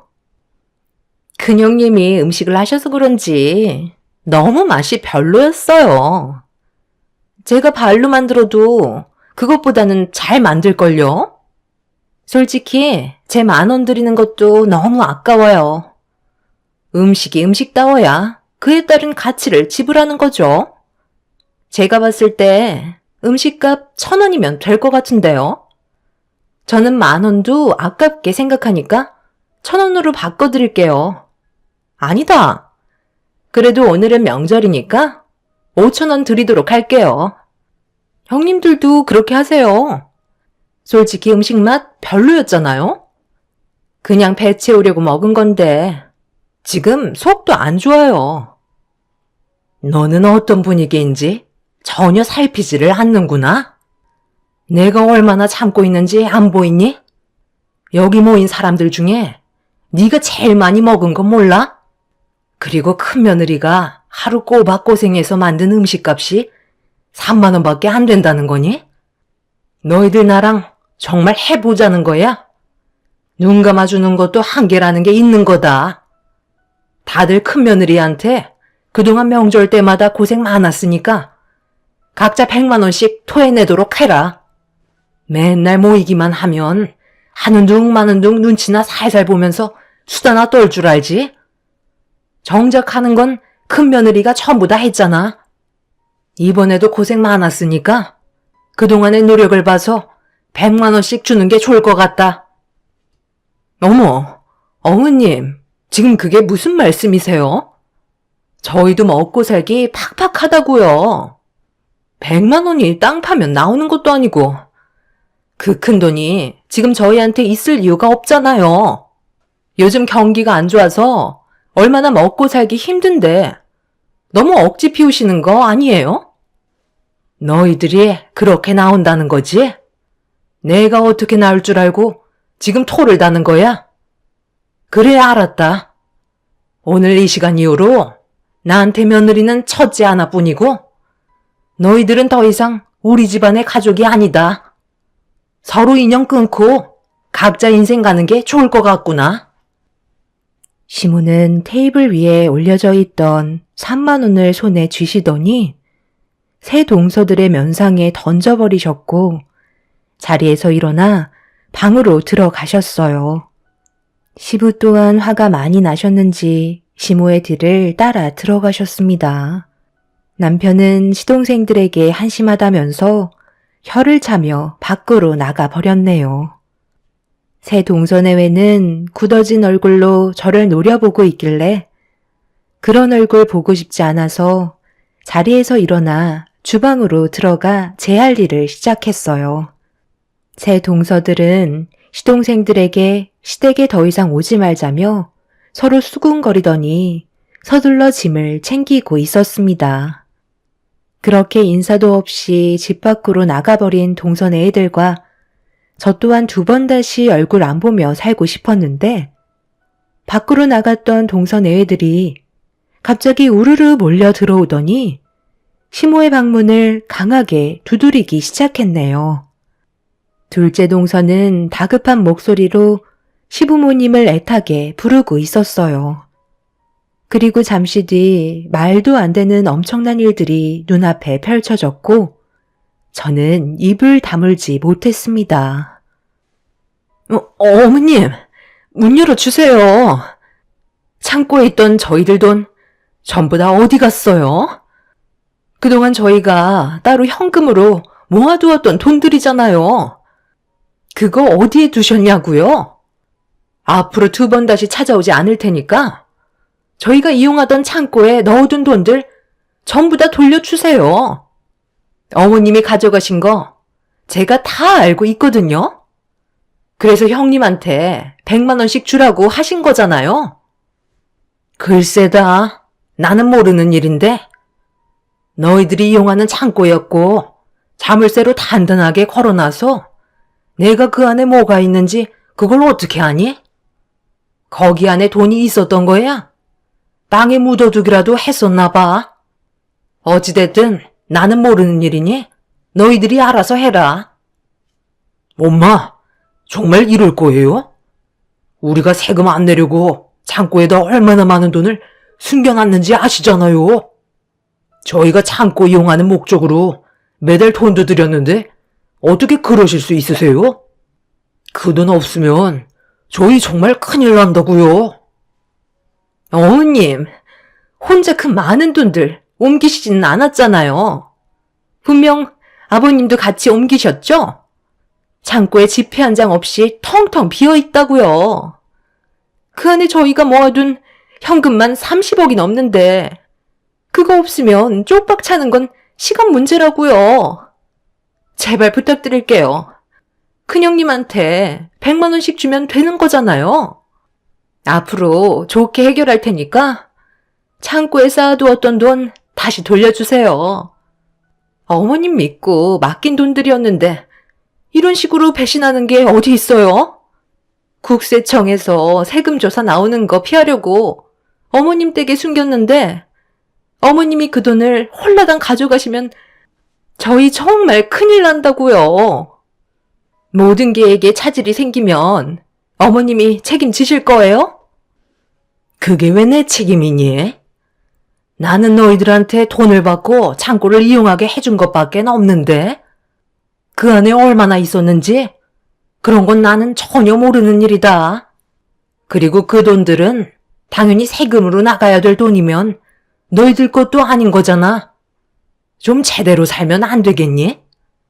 이런 식으로 잔머리 굴린다고 국세청에서 모를 것 같아? 어찌됐든 나는 전혀 알지 못하니까 너희들이 찾아봐라. 그러게 애초부터 마음씨가 고왔으면 이런 일도 생기지 않았지. 너희들이 분명 인연 끊겠다고 했으니까 2번 다시 찾아오지 마라. 새 동서내외들은 정상적으로 세금을 납부해야 되는 돈들을 다른 방향으로 현금화를 해서 자택에 숨기지 않고 시댁의 창고를 빌려 그곳에 돈을 숨기고 있었어요. 새 동서들은 항상 모든 일이던 함께 했었기 때문에 모아둔 돈도 비슷해 보였습니다. 그런데 그 돈이 하루아침에 어디로 갔는지 알 수가 없게 되자 집안은 난리가 나고 말았죠. 시부모님께서는 절대 모른다는 말뿐이셨고 방문도 열어주려 하지 않으셨어요. 한참 동안 시부모님을 설득시키려 했던 새 동선의 애들은 결국 눈앞에서 큰돈이 사라지게 되자 이성을 잃어버렸고 돈을 찾겠다고 난리를 치고 말았습니다. 그런데 잠시 뒤 경찰분들이 시댁으로 찾아오셨어요. 시모가 동서내외가 난리를 치자 신고를 한 듯 보였습니다. 동서들은 자신들이 걸리는 게 있다 보니 아무 말도 하지 못한 채 경찰들의 제재를 받아 결국 본인들의 집으로 돌아가고 말았습니다. 그제서야 방문을 열고 걸어 나오신 시모는 아수라장이 되어버린 집안을 정리하고 계셨습니다. 남편은 시모에게 창고에 정말 돈이 있었냐고 물어봤지만 아무것도 모른다는 말만 반복하셨네요. 그날 이후 새 동서와 시동생들은 매일같이 찾아왔지만 아무것도 얻지 못했고 더 이상 집 안으로 들어올 수도 없었습니다. 새 동서들은 많은 돈들을 숨길 만한 곳이 한정되어 있다며 집 주변을 샅샅이 뒤지면서 땅까지 파헤치기 시작했어요. 나중에는 포클레인까지 동원해서 집마당을 쑥대밭으로 만들어 버렸죠. 하지만 동서들이 창고에 숨겨두었던 돈은 절대 찾지 못하고 있었네요. 결국 새 동서내외들은 자신들이 선택한 행동에 대해 후회하며 땅을 치고 있습니다. 둘째 동서는 시모에게 원하는 게 뭐든 말만 하면 전부 다 들어주겠다고 했지만 시모는 둘째 동서의 말을 들으려 하지 않았어요. 그렇게 지금까지 새 동서내외들은 시부모님께 절절매며 돈을 숨겨놓은 곳을 발견하기 위해 애쓰고 있습니다. 그런데 이번 명절에 새 동서가 저희 집에 찾아와 무릎을 꿇었어요. 그리곤 오열을 하며 그동안 했던 잘못에 대해 용서를 구했습니다. 제가 시모를 설득시켜줘야 돈을 받을 수 있을 거라 생각한 것 같았어요. 새 동서들은 세무조사가 이루어지면서 압류 스티커까지 붙어져 버린 상태로 일이 더 커져 버린 상태라 발등에 불이 붙어버려 하루빨리 해결을 하고 싶어 했습니다. 하지만 시모 또한 저에게 아무 말도 하지 않으셨기 때문에 제가 도와줄 수 있는 건 아무것도 없었네요. 그런데 넷째 동서가 무릎을 꿇고 있다가 핸드폰을 들더니 시모에게 영상통화를 시도했고 본인들이 잘못을 뉘우치고 있다는 걸 보여주고 있었습니다. 하지만 시모는 아무 말도 하지 않으시곤 전화를 끊어 버리셨네요. 단체로 쪽박을 차버린 동서들은 땅을 치며 후회하고 있습니다. 그리고 며칠 전에 시모에게 전화가 왔는데요. 새 동서들의 돈을 가져간 게 맞다며 처음에 창고를 빌려줬을 때는 용도의 목적을 몰랐는데 일부러 세금을 내지 않으려고 숨겼다는 걸 알게 되면서부터 괘씸한 마음이 들었고 그래서 돈을 숨겼다는 말을 듣게 되었습니다. 그리고 조만간 국세청에 신고를 하게 될 텐데 그에 따른 포상금이 대략 최대 10% 3억 정도 나오면 그 금액 전부를 새 동서들이 보는 앞에서 저에게 주겠다고 하셨네요. 새 동서들이 앞으로 후회하면서 살아갈까요? 본인들의 욕심을 채우려다가 오히려 당한 꼴이 되어버렸네요. 참 안타까울 뿐입니다. 제 사연 들어주신 분들, 가족들과 언제나 화목하게 지내시길 바랍니다. 남는 건 가족밖에 없는 것 같네요. 감사합니다.